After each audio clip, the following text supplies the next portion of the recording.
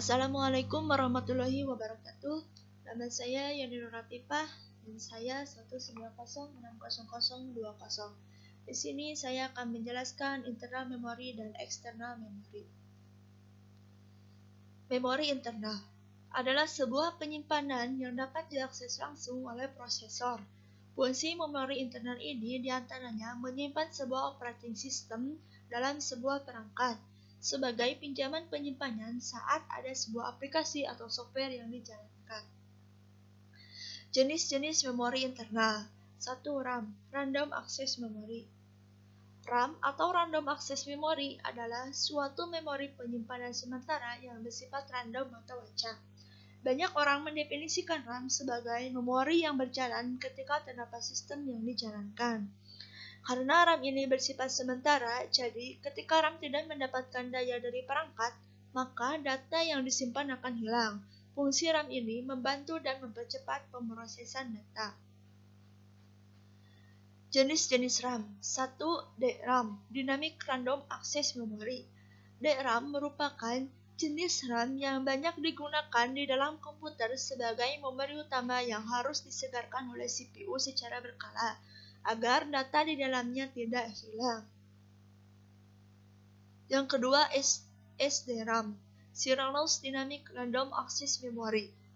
SDRAM adalah jenis DRAM atau memori komputer dinamis yang termasuk memori komputer kategori solid state yang telah disinkronisasi oleh clock system di mana kecepatannya lebih tinggi dari DRAM. Yang ketiga, RDRAM, Rambus Dynamic RAM. RDRAM adalah jenis memori yang lebih cepat dan lebih mahal daripada SDRAM. Memori ini bisa digunakan pada sistem yang menggunakan Pentium 4.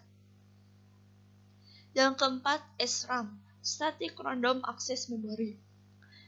SRAM merupakan jenis RAM yang menyimpan data di dalamnya selama komputer masih menyala. Berbeda dengan DRAM yang perlu disegarkan secara periodik, kemampuan tersebut dikarenakan SRAM dirancang menggunakan transistor tanpa kapasitor.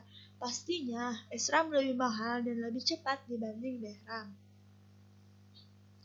Yang kelima, EDORAM, Extended Data Out RAM.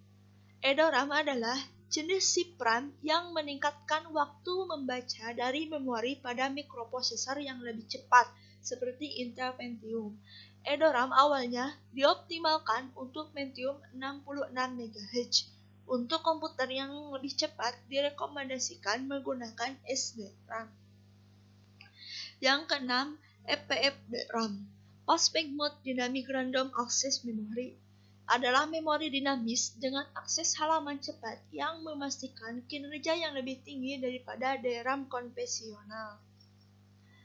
Yang ketujuh, Memory Flash atau Flash RAM adalah jenis media penyimpanan non-volatil atau memori yang datanya dapat ditulis dan dihapus. Akan tetapi, datanya tidak hilang ketika tidak mendapat daya, yang menyimpan semua data setelah daya terputus.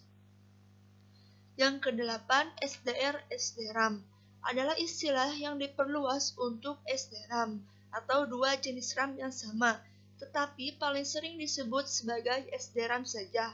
SDR atau Single Data Rate di sini menunjukkan bagaimana memori yang ini memproses instruksi satu membaca dan satu menulis per siklus jam.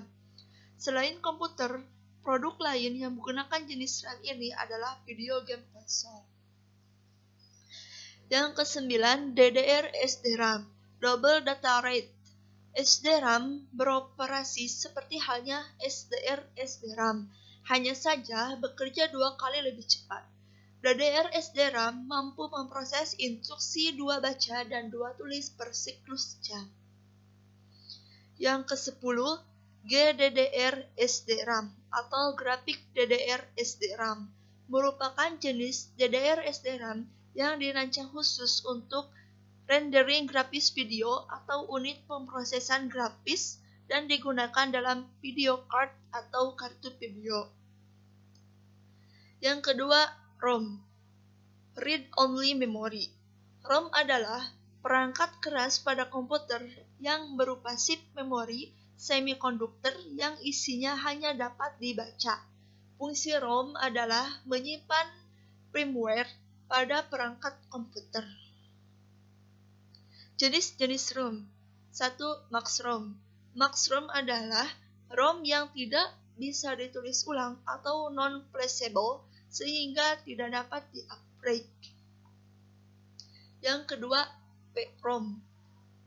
Programmable Read-Only Memory. PROM merupakan sebuah chip memori yang hanya dapat diisi data satu kali saja. ROM ini bersifat non-volatile dan hanya ditulis saja. Pada ROM, proses penulisannya dibentuk secara elektris. Yang ketiga, EPROM. Erasable Programmable Read-Only Memory. EPROM adalah sebuah ROM yang dapat diprogram ulang dan dihapus. ROM ini menyediakan fleksibilitas selama fase pengembangan sistem digital, karena EPROM mampu mempertahankan informasi tersimpan untuk waktu yang lama, maka dapat digunakan untuk mengganti ROM, mengulang, dan menghapus.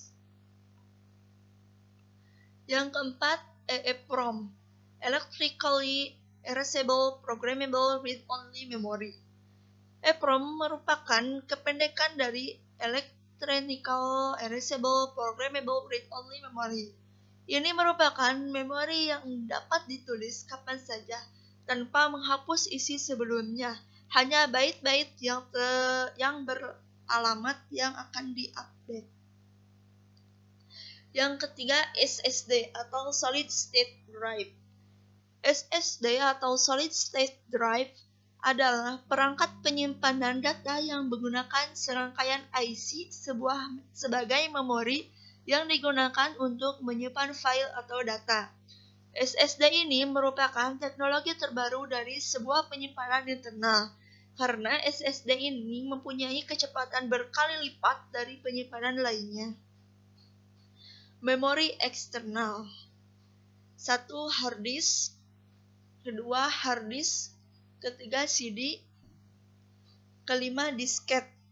Nah, disket ini sebuah media penyimpanan magnetik tipis dan fleksibel yang disegel dalam sebuah plastik berbentuk persegi atau persegi panjang. Disket ini hanya mempunyai penyimpanan yang sangat kecil, yaitu 1,44 MB. Yang keenam, pita magnetik.